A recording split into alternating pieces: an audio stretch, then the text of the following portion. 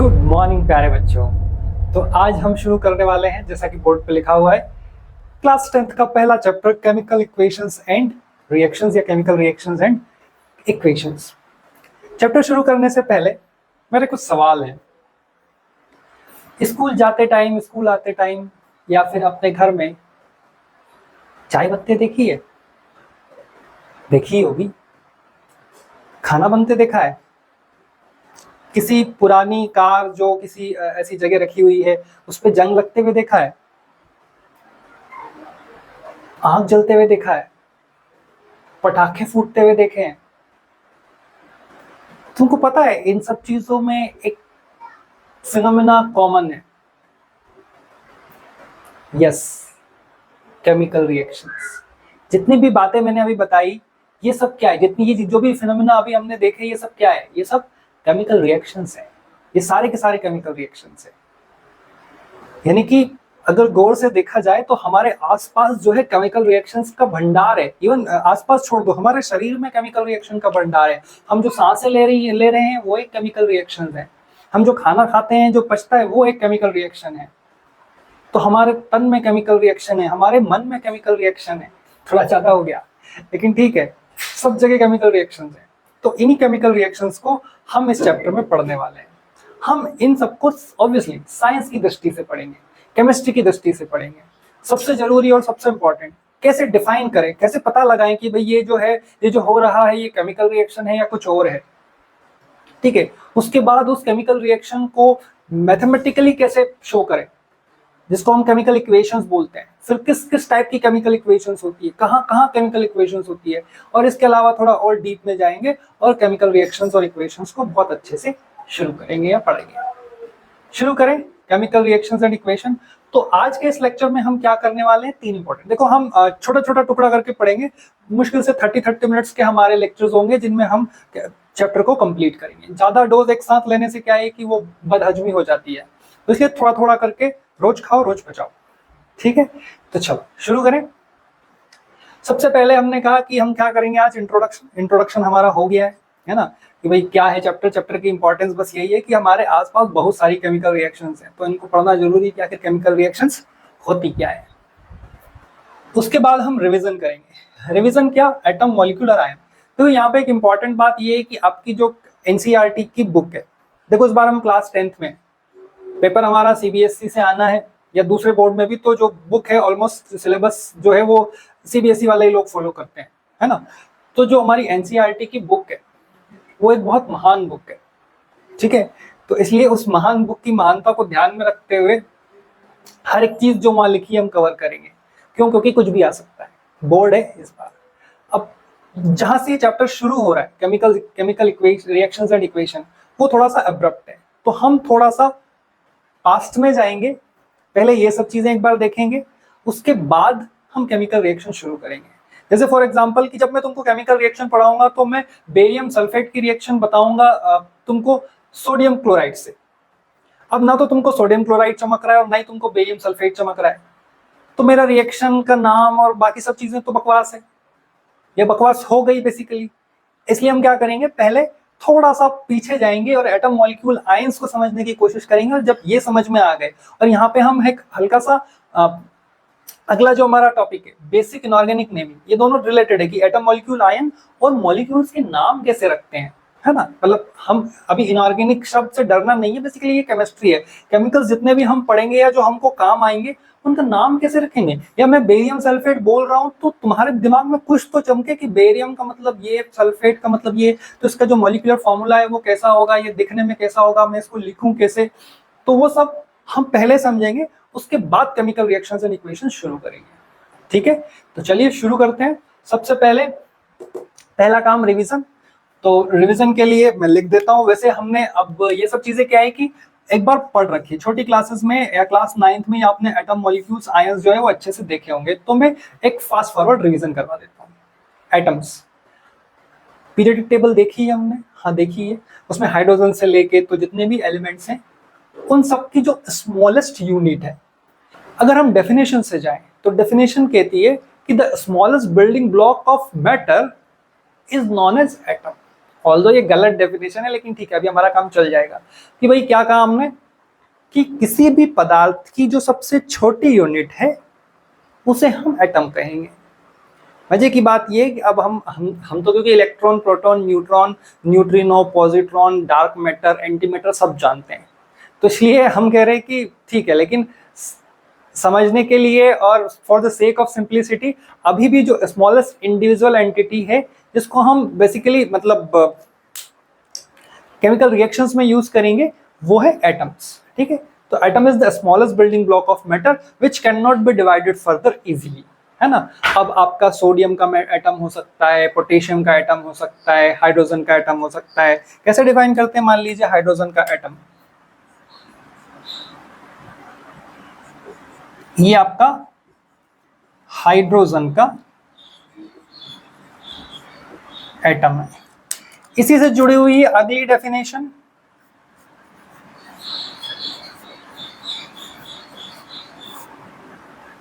Molecule. क्या होते हैं मॉलिक्यूल? तो भाई देखो, आपके जो एटम है या जो एलिमेंट है, जो आपका हाइड्रोजन है, वो as a H individually exist करता है क्या? नहीं करता। फिर कैसे करता है? आपको हमेशा अगर हाइड्रोजन दिखेगा तो वो ऐसा दिखेगा, और ये क्या है? ये हाइड्रोजन का मॉलिक्यूल है। ऑक्सीजन का एटम कैसा होगा? ऐसा होगा। और ऑक्सीजन का मॉलिक्यूल कैसा होगा? ठीक है, ऑक्सीजन, ऑक्सीजन का मॉलिक्यूल। तो समझ रहे हो ना कि हाइड्रोजन ऐसे एग्जिस्ट नहीं कर सकता, ऑक्सीजन ऐसे एग्जिस्ट नहीं कर सकता, ऐसे एग्जिस्ट करता है। ये दोनों मिलके एक और नया कंपाउंड बनाते हैं जिसको हम वाटर बोलते हैं। तो ये इस तरह से एग्जिस्ट नहीं करते। एग्जिस्ट कैसे करते हैं? ऐसे करते हैं। तो यहीं से डेफिनेशन निकलती है मॉलिक्यूल की, the smallest अनचार्ज particle which is capable of independent existence. अब मैं ये सब लिखा नहीं रहा हूं, है ना, क्योंकि हम ऑलरेडी लिख चुके हैं और 9th क्लास में बहुत अच्छे से पढ़ चुके हैं, तो मैं तुमको बस मतलब समझा रहा हूं क्योंकि मुझे यहाँ पे लगेंगे। स्मॉलेस्ट अनचार्ज पार्टिकल, सबसे छोटा यही है, मतलब ऑक्सीजन ऑक्सीजन दो जोड़ेंगे O2 बनेगा, स्मॉलेस्ट है, अनचार्ज है और कैपेबल ऑफ इंडिपेंडेंट एग्जिस्टेंस, यानी कि ये इंडिपेंडेंटली एग्जिस्ट कर सकता है। तो इसको हम कहेंगे मॉलिक्यूल। एटम हो गया, मॉलिक्यूल हो गया। थर्ड है हमारा आयन। ठीक है, तो हमारी कहानी आयंस पे आ गई थी। हमने एटम्स और मॉलिक्यूल्स रिवाइज कर लिए। अब आयंस देखो, आयंस को समझने से पहले हमको थोड़ा सा फ्लैशबैक में जाना पड़ेगा। हमने एटम समझा था, एटम के अंदर हमने क्या पढ़ा था कि एटम के अंदर क्या क्या होता है? इलेक्ट्रॉन, प्रोटॉन और न्यूट्रॉन, है ना, ये तीनों पढ़े हमने क्लास 9 में, ये सब कुछ अच्छे से देख रखा है। तो भाई क्या होता है कि हम जानते हैं कि न्यूट्रॉन और प्रोटॉन कहाँ रहते हैं? न्यूक्लियस में रहते हैं। और न्यूट्रॉन और प्रोटॉन निकालने की ताकत तुम में या मुझ में नहीं है, या किसी में भी नहीं है। वो उसको निकालने के लिए तुमको क्या करना होगा? सिर्फ एक न्यूक्लियर विस्फोट करना होगा, ठीक है, जो कि नहीं करना है हमको। तो कुल मिलाकर मुद्दे की बात यह है कि आप न्यूक्लियस से न्यूट्रॉन और प्रोटॉन नहीं निकाल सकते, है ना, क्योंकि उससे एटम की आइडेंटिटी चेंज हो जाएगी। और इलेक्ट्रॉन निकालने से भी होगी, लेकिन उतनी नहीं होगी। तो हम क्या कर सकते हैं? हमारे बस का बस ये है कि हम उसके इलेक्ट्रॉन निकाल सकते हैं, एटम के इलेक्ट्रॉन निकाल सकते हैं। मान लो हमारे पास में कोई एटम है, इस एटम से हमने एक इलेक्ट्रॉन निकाल लिया, तो हमको क्या मिलेगा? एनाइन। बात समझ आ रही है? एनाइन, सॉरी, निकाल लिया, एक इलेक्ट्रॉन आपने निकाला है, तो निकालने में मिलेगा आपको कैटायन। फॉर एग्जांपल, इसको जानते हो, सोडियम, है ना। सोडियम से अगर हम एक इलेक्ट्रॉन निकाल लें तो हमें क्या मिलेगा? सोडियम का कैटायन। इसको हम क्या बोलते हैं? अब ये सोडियम का एटम है और ये सोडियम का आयन है, जिसको हम कैटायन बोलते हैं, क्योंकि इस पे पॉजिटिव चार्ज। सिमिलरली अगर कोई एटम है, इसको हम इलेक्ट्रॉन खिला दें, क्या किया हमने? एक इलेक्ट्रॉन खिला दें, तो ये बनाएगा क्या, एनाइन। क्या बनाएगा ये, एनाइन। फॉर एग्जाम्पल फ्लोरीन को ले लो, फ्लोरीन को बहुत पसंद है इलेक्ट्रॉन, ठीक है। अगर इसने एक इलेक्ट्रॉन खाया तो ये बनेगा F-, ये एटम था, ये आयन है। कैसा आयन है ये एनायन है। याद रहेगा कैटायंस और एनायंस। तो इस तरह से अगर आपका एटम इलेक्ट्रॉन खा लेता है तो एनायन बनता है, इलेक्ट्रॉन छोड़ देता है या उसके अंदर से हम इलेक्ट्रॉन निकाल लेते हैं तो वो एनायन बना है, ठीक है। तो एटम्स, मॉलिक्यूल्स और आयंस तीनों क्लियर है। अब हम चलते हैं मुद्दे की बात पे, या इस लेक्चर का सबसे important part, naming of compounds, ठीक है। चलो कर देता हूं उसको। चलो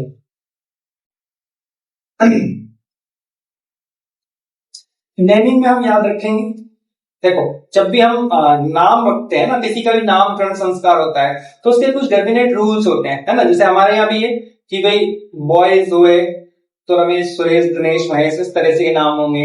लड़कियां हुई तो कमला, विमला, सरला। तो ये सब बहुत पुराने नाम है, आजकल तो नए नए फैशन के नए नए नाम है ना। लेकिन तो मिला के कुछ सेट ऑफ रूल्स है जिससे हम नाम रखते हैं ना। तो वैसे ही हम यहाँ पे भी कुछ सेट ऑफ छोटे छोटे रूल्स हैं जिनको हम याद रखेंगे। ऑल्दो मैं तुमको रूल लिखाऊंगा नहीं उनको रटवाऊंगा, मैं कुछ एग्जांपल के साथ में हम उसको आसान भाषा में पढ़ते जाएंगे, समझते जाएंगे, तो उससे वो याद हो जाएगा, ठीक है। तो हेडिंग डाल दो, बेसिक इनऑर्गेनिक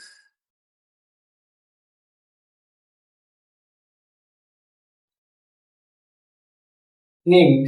अब ये इनऑर्गेनिक शब्द सुन के डरना नहीं है ना, ये केमिस्ट्री के एक टाइप है जिसको हम आगे देखेंगे जब पढ़ेंगे तब, है ना। तो फिलहाल तो इतना समझ कि केमिकल्स, ठीक है। अब देखो सबसे पहले आपका जो कंपाउंड होगा उसके दो हिस्से होंगे, एक केटायन होगा और एक अनायन होगा। इन दोनों से मिलके आपका कंपाउंड जो है वो बना होगा, ठीक। तो हम क्या करते हैं, पहले कैटायंस देखते हैं, है ना, उसके बाद अनायन देखते हैं। तो हेडिंग है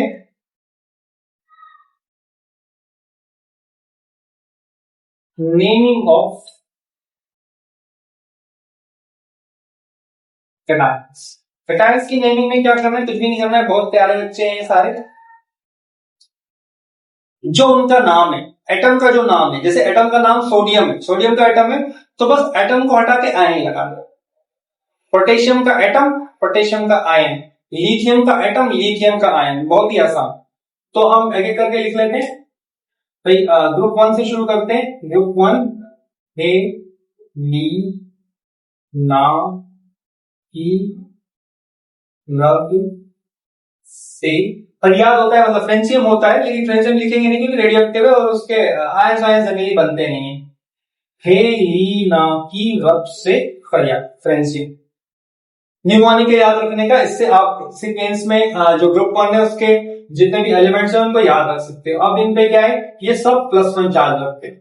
ग्रुप 1 के जितने भी एलिमेंट्स हैं सब +1 चार्ज रखते हैं, इंपॉर्टेंट है, याद रखना है। अब इनका नाम क्या होगा भाई, पहले तो ये हाइड्रोजन था, अब जब इस पे चार्ज आ गया तो इसका नाम हो गया हाइड्रोजन आयन। और तो कुछ लोग उसको प्रोटॉन भी बोलते हैं, मतलब आगे हम इसको प्रोटॉन बोलेंगे। तो सिर्फ अकेला यही है जिसका इस तरह से नाम है, बाकी ये सब क्या है, ये क्या है, ये लिथियम आयन है, ये क्या है, ये सोडियम आयन है, ये क्या है, ये पोटेशियम आयन है,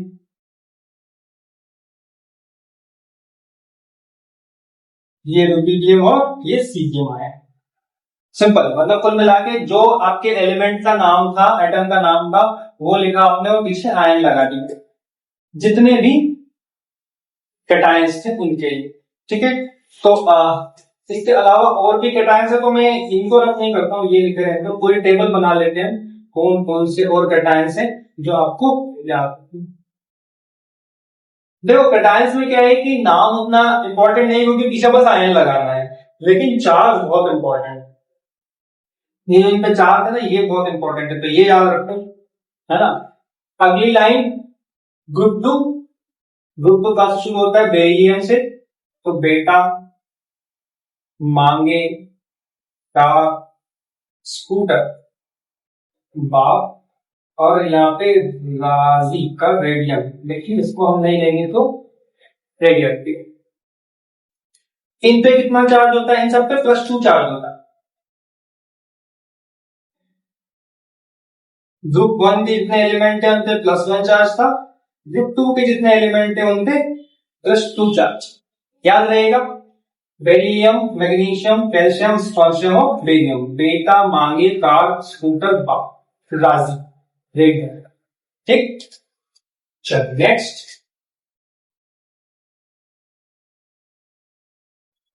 NH4, इसका नाम है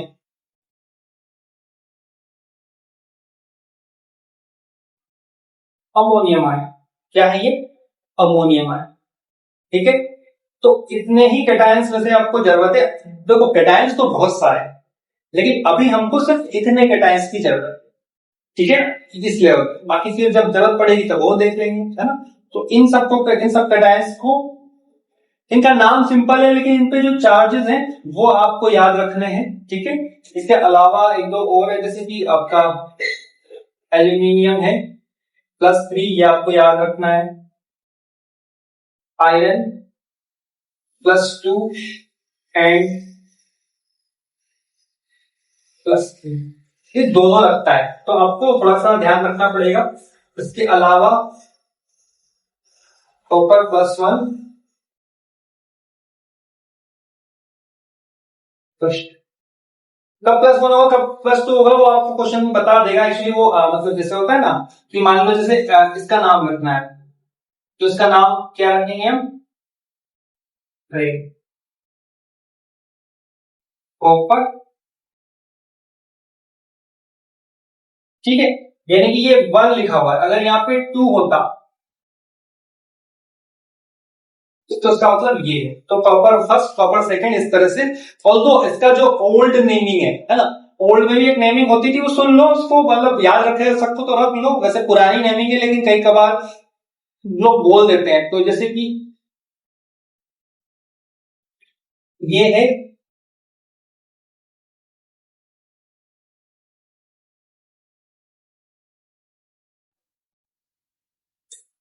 क्यूप्रिक, सॉरी फेरिक। आयरन का मतलब वो जो आयरन का लैटिन नेम है फेरम, तो उससे बना फेरिक, और Fe+2 बना फेरस। यानी कि जिसपे ज्यादा चार्ज है वो एक, जिसपे कम चार्ज है वो अस। इस पे ज्यादा चार्ज है, सॉरी कम चार्ज है, तो ये बना क्यूप्रस, और ये बना फेरस।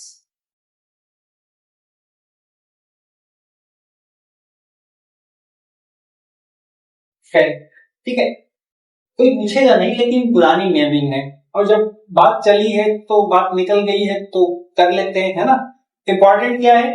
इनके चार्जेस और इनके नाम। आयरन, आयरन नई जो IUPAC की नई नेमिंग है उसमें आयरन आयरन, कॉपर कॉपर बोलेंगे। एल्यूमिनियम ये एक स्पेशल है, अमोनियम, और बाकी याद रखना है, क्योंकि आगे जो हम नामकरण करेंगे किसी भी ऑर्गेनिक का, किसी भी कंपाउंड का, तो वो इन्हीं के बेसिस पे करेंगे, जितने इनऑर्गेनिक कंपाउंड है देख लेंगे। क्लियर? तो ये आपका कैटायंस की नेमिंग। अब हम चलते हैं एनायंस की नेमिंग। ये आपके लिए होमवर्क भी है ना। सर आप चेक कैसे करोगे होमवर्क? नहीं करूंगा भाई, लेकिन इंपॉर्टेंट है आपके लिए, तो कर लोगे तो फायदा होगा, है ना, और अच्छा लगेगा, तुमको अच्छा लगेगा। अब हम बात करेंगे एनायंस।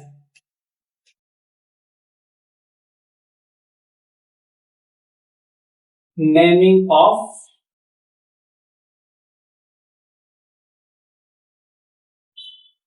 एनायंस।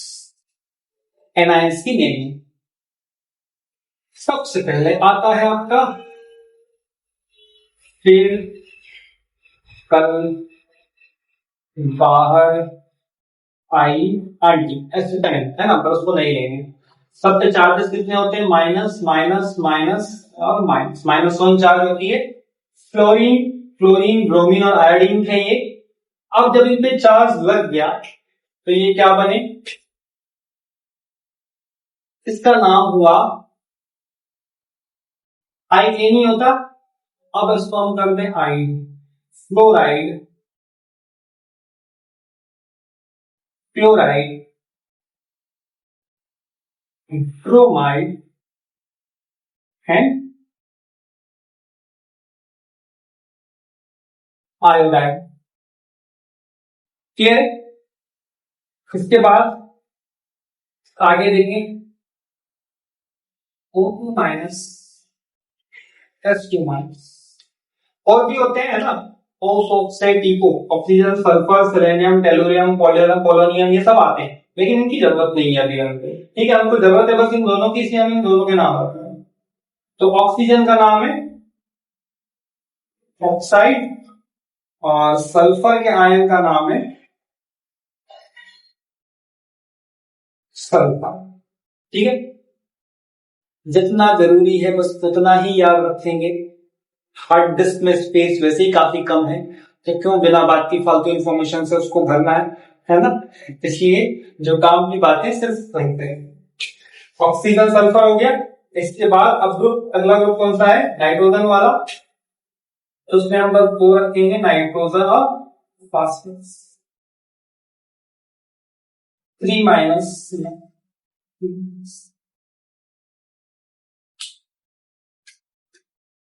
ये क्या है? ये है नाइट्राइड। और ये क्या है? ये है फॉस्फाइड। नाइट्राइड और फॉस्फाइड। और सबसे आखिरी में है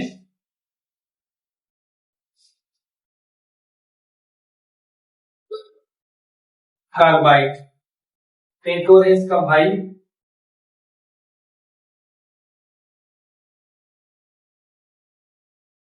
साइनाइड। साइनाइड, ठीक है। और है SO4 2 माइनस। ये है सल्फेट। इसके बाद है NO3 माइनस।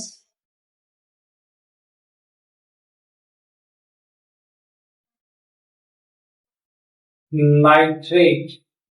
तो उन समय मैंने आयन लगाया नहीं है, सब आयन है ना, तो सोलाइड ion, chloride ion, bromide ion, iodide ion, ion लिखे है ना। आयन जरूरी है, उनके पीछे आयन लिखना, क्योंकि ये आयन से नाइट्रेट आयन। अगला है नाइट्रेट के बाद कार्बोनेट। CO3 2 minus.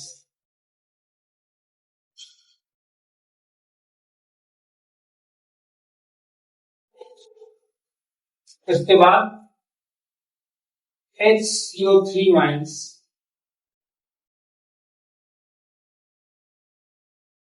बाइकार्बोनेट।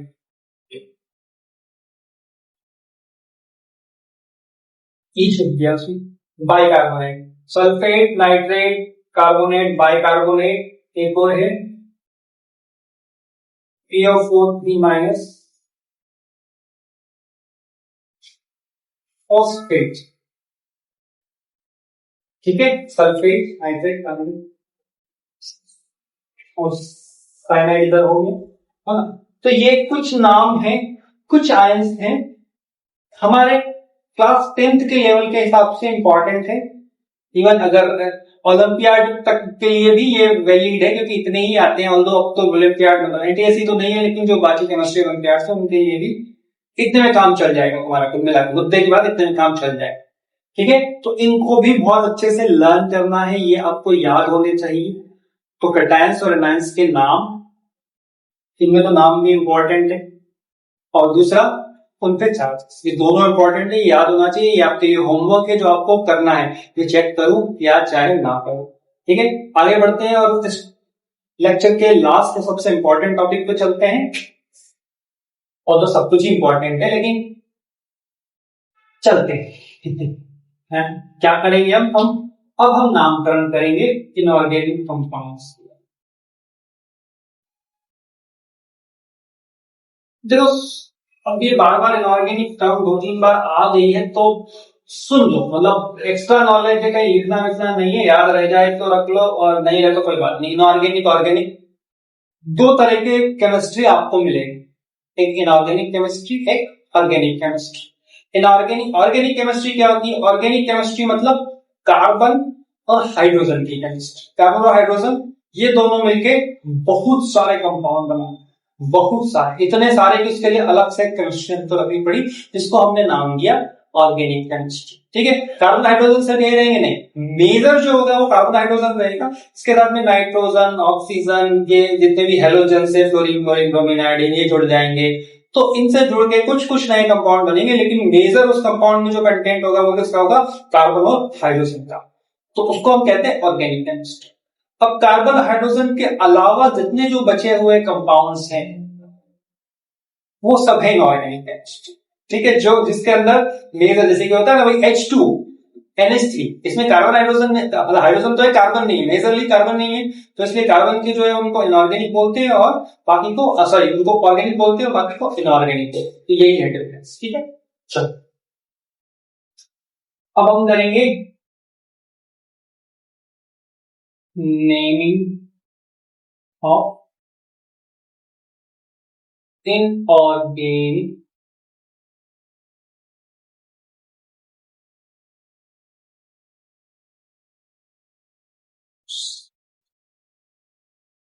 एक कंपाउंड का नाम लिखता हूं।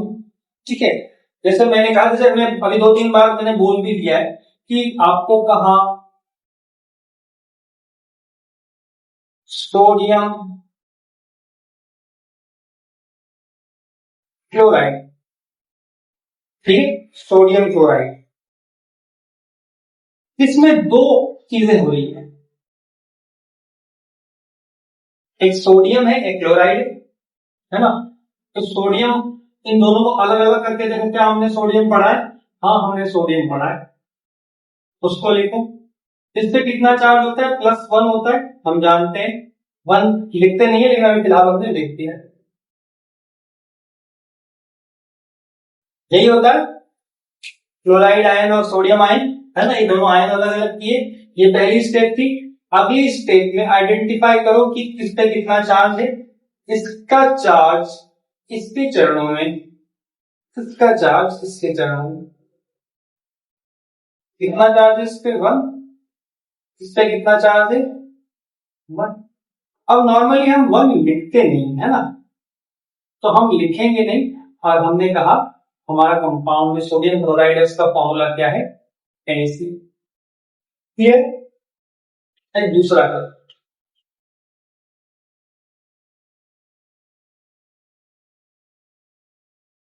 सबकी बात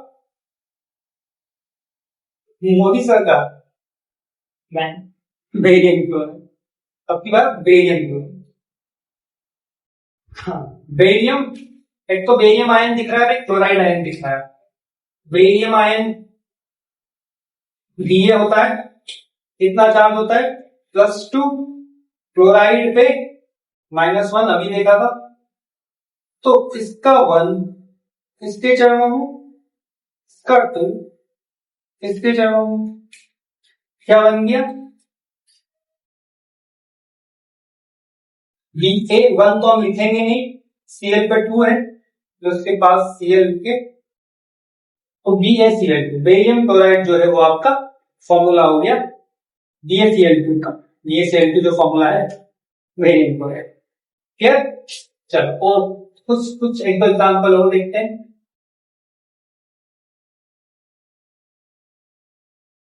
अब हम ले लेते हैं, अब हम किसको ले लें?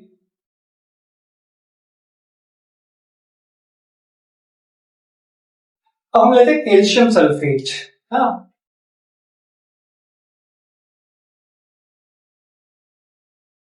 कैल्शियम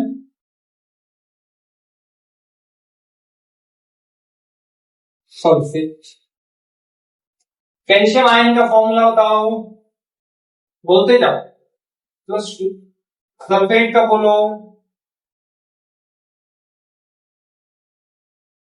यही होता है। अच्छा, ये सेम है ना, +2 लिखो या 2 माइनस या -2, फर्क नहीं पड़ता, मतलब ये दोनों अलग अलग लिखने के तरीके हैं, है ना। तो हम एक जो लिख रहे हैं वही चलते हैं, बाकी ऐसा कहीं कोई दिक्कत नहीं है। अगर आप -2 या 2 माइनस भी लिख देते हैं तो उससे कोई फर्क नहीं पड़ता है। सबसे इंपॉर्टेंट काम, अगर यहाँ पे और यहाँ पे चार्ज सेम है तो काट दो, ठीक है। चार्ज सेम होगा तभी कटेगा, याद रखना। चार्ज अब दोनों पे एक एक हो गया तो इसका चार्ज, इसका चार्ज, इसका चार्ज इसके चरणों में, इसका चार्ज इसके चरणों में, तो यानी कोई चार्ज है नहीं बेसिकली। Clear picture?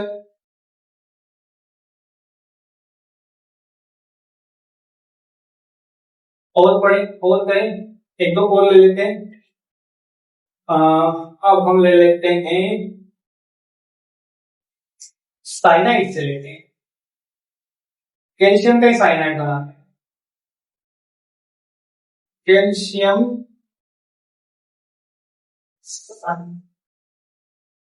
ठीक है। कैल्शियम पे कितना चार्ज अभी देखा, साइनाइड पे कितना चार्ज, माइनस। याद रखना, इसलिए मैंने बोला कि ये जब तक याद नहीं रहेंगे तब तक आप नाम नहीं लिख पाओगे। तो अगर आपको ये नेमिंग सीखना है, और यकीन मानो जितने आयंस हमने यहाँ पढ़े हैं, और अगर इसको आप ढंग से कर लेते हो तो आपके 2 से 4 नंबर बोर्ड एग्जाम आपकी क्लास 10th में पक्के। क्योंकि ये क्वेश्चन यहां से वो कुछ ना कुछ तो जरूर पूछता है, हर बार पूछता है, ठीक है। इस बार भी पूछ ले, अच्छी बात है। इसके चरणों में, इसके चरणों में एक ही काम कर रहे हैं। देखो हम कुछ भी अलग नहीं कर रहे, बस 2 स्टेप है। पहले आयंस पहचानो, चार्ज दिखो, बराबर है तो काट दो, बराबर नहीं है तो इसका आयंस के चरण में, इसका नंबर इसके चरण में, और सिर्फ लिख दो C1 है तो लिखेंगे नहीं, CN। अब देखो CN 2 है ना, तो ये जो 2 है सिर्फ N का या सिर्फ C का नहीं है, दोनों का है, तो ब्रैकेट लगा दो और सिर्फ दोनों CN। इस तरह से हम किसी भी, अगर कोई हमें कंपाउंड का नाम दिया हुआ है तो हम इसका मॉलिक्यूलर फॉर्मूला लिख सकते हैं। सिमिलरली एक आध क्वेश्चन अगर ऐसा देख लो कि आपको उसने फॉर्मूला दे दिया और आपको कहा कि नाम लिखो, तो वो भी कर सकते हैं। बोला आपको, क्या बोला उसने, मान लीजिए आपको उसने बोला बेरियम क्लोराइड, नहीं, अब हमको ये दिया है इसमें, है ना, तो पहचानिए ये बेरियम है, ये क्लोराइड है, तो हम इसका नाम लिखेंगे क्या,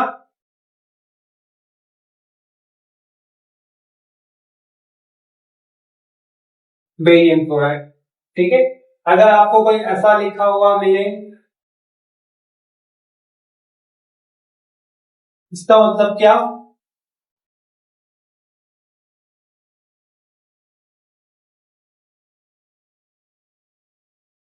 ठीक है।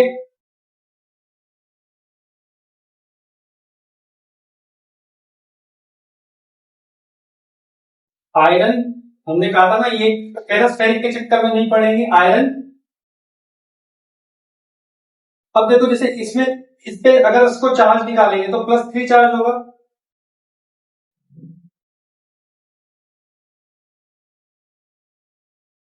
ठीक है,